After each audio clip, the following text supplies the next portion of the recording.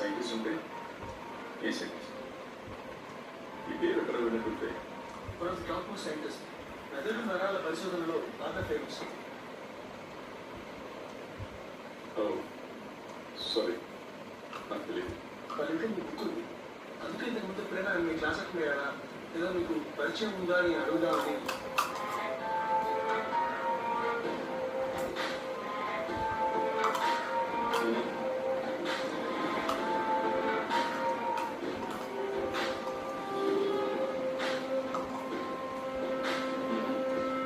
No.